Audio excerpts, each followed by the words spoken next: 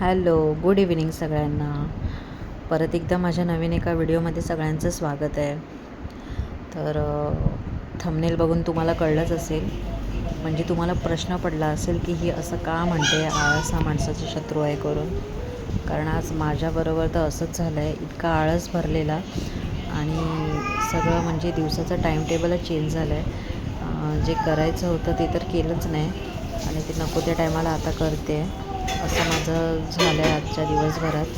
कारण काल रात्री झोपायलाच खूप वेळ झाला. कारण काल 12:30 वाजेपर्यंत बघितलं असेल, रेनकोट शोधून दिला त्यांना रात्री. आज त्यांना ऑफिसला जायचं होतं म्हणून. त्याच्यानंतर तीर्थाला झोपवलं आणि मग मी माझं व्हिडिओ एडिटिंग करायला घेतलं ब्लॉगिंगचा. तर ते एडिटिंग काय मला असं फास्ट असं मला नाही जमत. थोडा वेळ लागतो मला. थोडा म्हणजे नाही म्हटलं तरी 2 तास लागतातच. मला ते कंप्लीट करेपर्यंत 2:30-2:45 झाले. त्याच्यानंतर झोपली मी आणि नेमकं सकाळी अथर्वला लवकर ट्युशनला जायचं होतं, त्यांना पण ऑफिसला जायचं होतं. त्यामुळे झोप काय माझी झालीच नाही. सकाळी लवकर उठावं लागलं आणि म्हटलं ठीक आहे जाऊ दे. त्यांचं आवरल्याच्या नंतर थोडी पटापट कामं आटपून घेतली. वरची मसाला राहायलाच करायचा शेवटी, कारण मसाला करायला मला खूप वेळ लागतो. कारण तो थोडासा नाही मी करून ठेवत, थोडी जास्तच क्वांटिटी करून ठेवते. म्हणजे निदान 8 दिवस तरी बघायची गरज नाही पडत मला त्यामुळे. आणि सगळंच म्हणतो ना, खूपच विचित्र आजचा दिवस होता.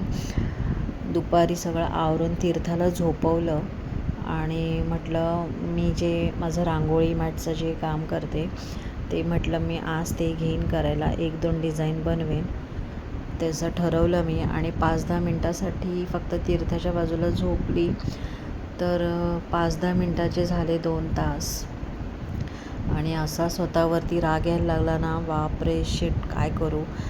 म्हणजे म्हटलं 10-15 मिनटं असं जरा लगटेन, थोडं फ्रेश वाटेल. तर नाही, त्याचे 2 तास झाले गाढ झोपलेली मी. आणि पाऊस पण बाहेर भरपूर होता, त्याच्यामुळे मला जरा पण जाग नाही आली. तर उठली नंतर दचकून आणि मूडच ऑफ झाला. म्हटलं शिट काय ठरवलेलं करायचं आणि ते काय झालंच नाही. म्हटलं आता काय करणार. म्हटलं जाऊ दे. मग संध्याकाळी दिवाबत्ती सगळं झालं आणि शेवटी तो मसाला करायला घेतला. ते रांगोळीचं तर बाजूलाच राहिलं करायचं, मग तेच काम करायला घेतलं. आणि मसाला म्हणजे सगळं ते सोलण्याविलण्यापासून सगळंच होतं.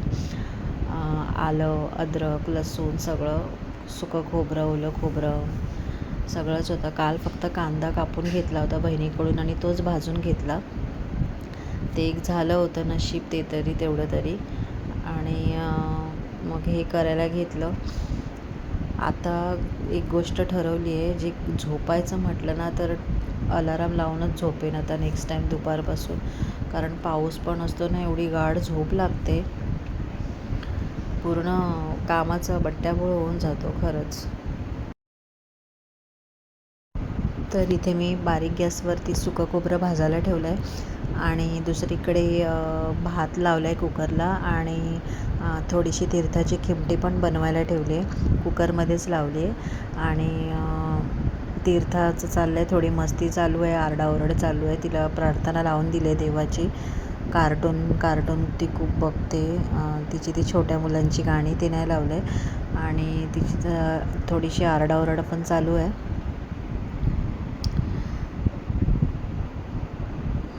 आज काय मला एवढं जेवण करायचं नव्हतं, कारण मी दुपारचंच भाजी वगैरे जास्त बनवून ठेवते.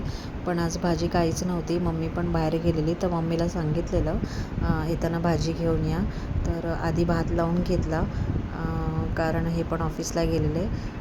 तर ते यायच्या आधी जरा आवरायचं होतं पटापट, कारण त्यांना पण उशीर होणार होता. म्हणजे आल्या जेवायलाच वाढेन डायरेक्ट म्हणून. तर तीर्थाची जोरी रडारड चालू होती म्हणून जरा तिला उचलून घेतलं थोडा वेळ, तशी ती लगेच शांत होते. मग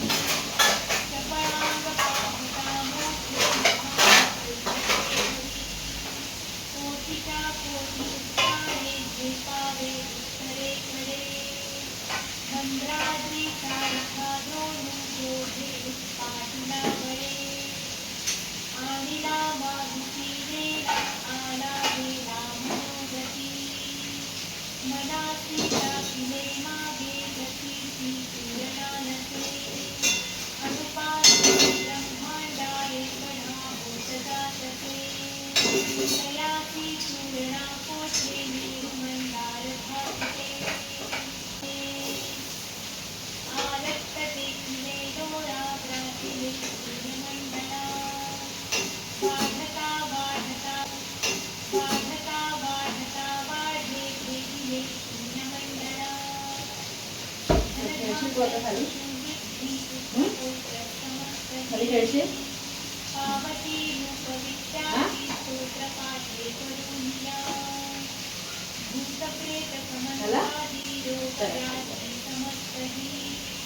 तर इथे मी तिला थोडा वेळ जरा उचलून घेतलं, फिरवलं आणि मग खाली ठेवलं. जरा वेळ बसली तिच्या बाजूला, मग तिला पण बरं वाटतं आणि स्वामीची आरती लावून दिली आणि अलगद उठून आली किचनमध्ये परत.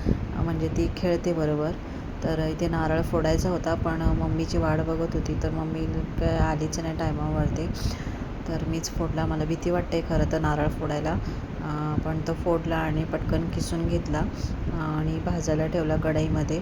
आणि मम्मी पण आली मग तेवढ्यामध्ये. तर भाजी करायची होती, तर ती धुतली पटकन. चवळीची घेतली, चवळीच्या शेंगा असतात ना, ती भाजी घेतली करायला. तर ती धुतली आणि तिथेच उभ्या उभ्या चिरायला घेतली.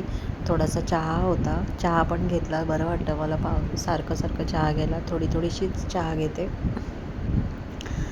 तर ती चहा घेतली. भात पण झाला होता कुकरमध्ये आणि भाजी पटापट चिरली आणि तीसुद्धा फोडणीत घातली.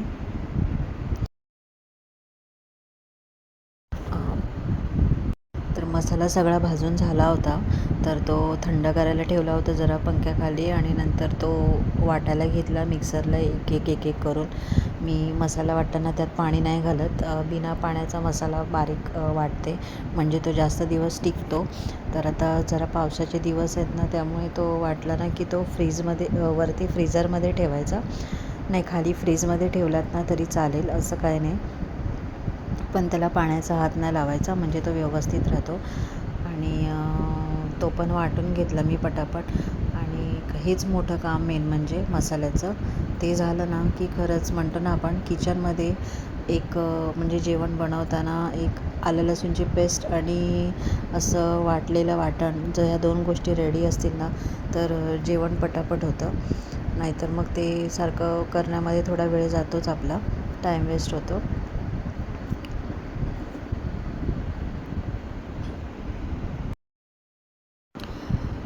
त्यानंतर इथे तीर्थाची खिमटी पण झाली होती रेडी, तिचं पण भरवायचा टाईम झालेला. मग ते पण डिशमध्ये घेतली सगळी आणि पंख्याखाली ठेवली थंड व्हायला आणि मम्मीला सांगितली जरा भरवा तिला करून. आणि माझा मसाला पण झाला सगळा मिक्सरला लावून. हा तुम्ही बघू शकता, एवढी आहे क्वांटिटी. तो व्यवस्थित टोपात भरून ठेवला. डबा नव्हता ॲक्च्युली, एक रोजचा जो डबा आहे माझा मसाला ठेवायचा, तो फुटला होता, म्हणून मी टोपात काढून ठेवला मसाला एवढा. हे सगळ्यात मोठं काम माझं. हे असेल ना रेडी तर काय टेन्शन नसतं, पटापट जेवणं होतात. आणि ते सगळा तो फ्रीजमध्ये टोपात भरून ठेवला मी आणि फ्रीजमध्ये ठेवून दिला टोप.